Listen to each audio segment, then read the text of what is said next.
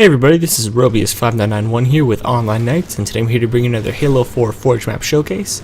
So today's map is entitled Translation and is accompanied by the game type Racetracks, both of which have been submitted to us via the Honorary Night system by X Wild Pumas X.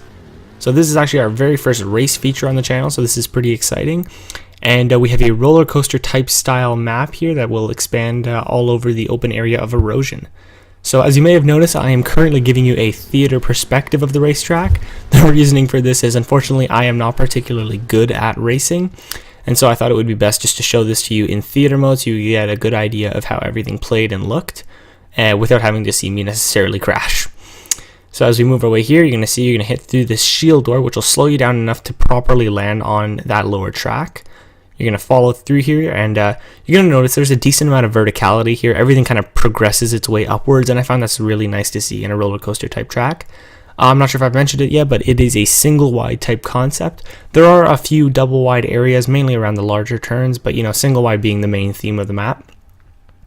As you can see over there, past these last few curves, you're going to have the scoring area. So since there is no actual race game type for Halo 4, there is no multiple checkpoints. It's just King of the Hill. So you go through here, you score 1 point, and it will land you on both shields here. You're going to land on this corner. You're going to ride around, follow the columns right through this area. You're going to hit this little jump and start over. So as you may have noticed, the team setups are kind of unique, but you can play with absolutely any team setup you want.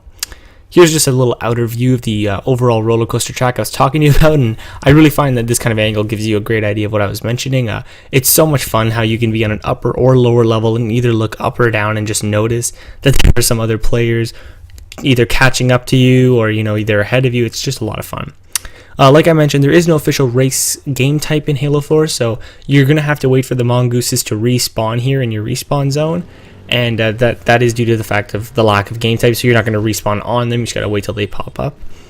This is an interesting thing about this, since it is single wide type track. You can see right here, Red Slice is trying to push me over, and you notice that a lot right at the beginning mainly, but in a few other instances.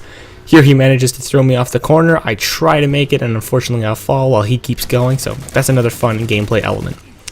So these are all the players I want to thank for helping us test out this map. Thank you guys so much. We really did have a blast playing this.